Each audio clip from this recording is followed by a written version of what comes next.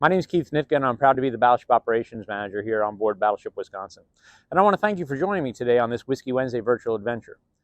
Today's Whiskey Wednesday virtual adventure is going to be about RAS and FAS, or replenishment at sea and also fueling at sea. You can see behind me here, this is the king post for the refueling station. If you look beyond the Christmas lights there, you'll see the structure that is underneath it. So here on my left is where the probe would go for the fuel hose. The fuel hose goes up to the top there, and it's got a couple of bends in it, and then there's a pulley system that keeps it all pulled up nice and clean up there. But it also allows then for us to be able to send it over, and it gives us the distance that we need to get to the ship that we're refueling. This is important. This is very important. Why? Battleship Wisconsin, wasn't designed to be an oiler in any shape, fashion, or form. It's a gun platform. What we're doing here is moving guns from home to overseas, and we're bringing those guns to bear on the enemy.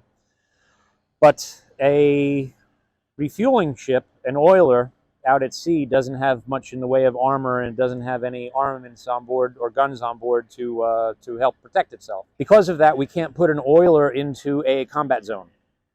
This is where Battleship Wisconsin and the other Iowas and the other battleships in general, this is where they come into play.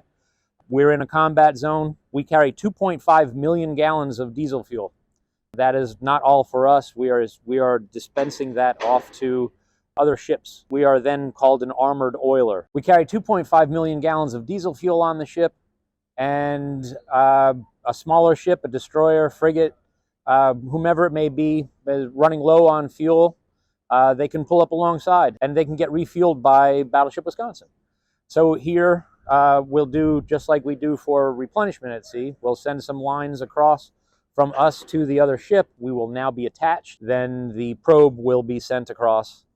The probe goes into the receptacle, of course, over there, and then we start pumping fuel. Now, during Desert Shield, before we actually got to Desert Storm, during Desert Shield, we had, I think 4, maybe 5 ships a day almost that would come alongside and refuel. The refueling process is roughly 3 hours long, give or take.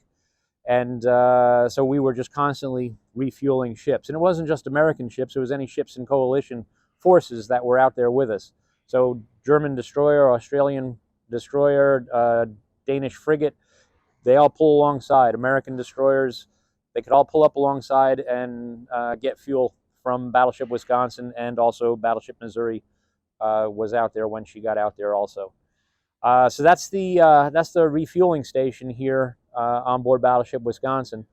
We're just going to take a little walk here to my right, and we're going to talk about the replenishment at sea, or where we transfer stores. So here we are at the RAS station, or the replenishment at sea station. Now this, of course, is all falls under the category of UNREP. So FAS, fueling at sea, RAS, replenishment at sea, all falls under the UNREP, which is underway replenishment. And for the RAS, just like the FAS, that ship is going to be off on our side. It's about 30 yards or so out there. We're steaming at the same speed, the same course.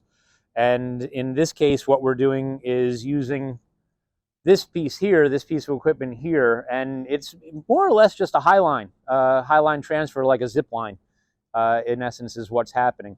If we're sending stuff over to the other ship, which is why it's got that screw on it, that buckle is going to screw up. Whatever is going off to the other ship is going to be attached to that, and then as a zip line, zip, zip, gravity takes it and does its thing. If we're receiving, it works the same way. That's going to be lower, and the ship is going to send to us in that fashion. For this piece here, for the replenishment at sea, we can be sending food. We can be sending parts. Ammunition works this way. People work this way. With the bosun's chair, you get strapped into a bosun's chair and go from one ship to the other while they're both moving in the middle of the ocean.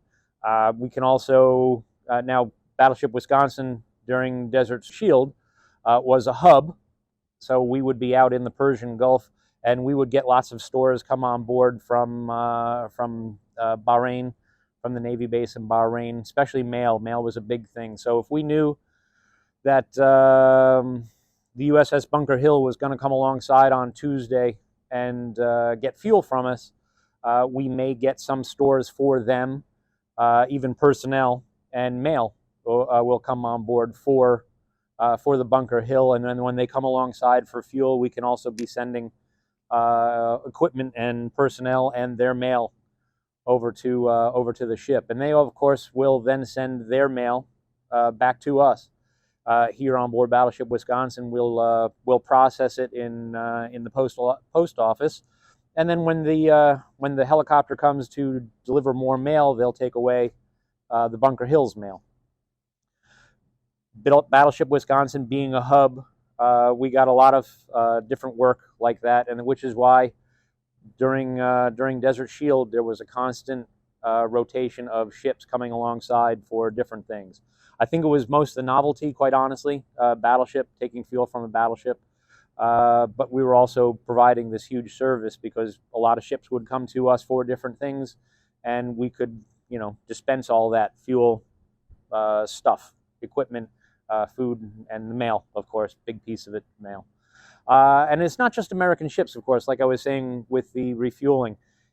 Everyone in NATO, North Atlantic Treaty Organization, everyone in NATO, and so all the ships that were part of the coalition also, they all have the same setup. So we can give and we can take from any ship that we are in treaty with, because the system is the same. It's all designed the same. It's built the same, so that we can work across nationalities to help each other out in that regard. But I want to welcome you to come and visit us here on board Battleship Wisconsin. Talk to the staff here on board. When the weather's a little nicer, we can talk about RAS and FAS a little more in depth, and you can see the different stations here, back here on the starboard side of the ship. So thank you again, and have a great day.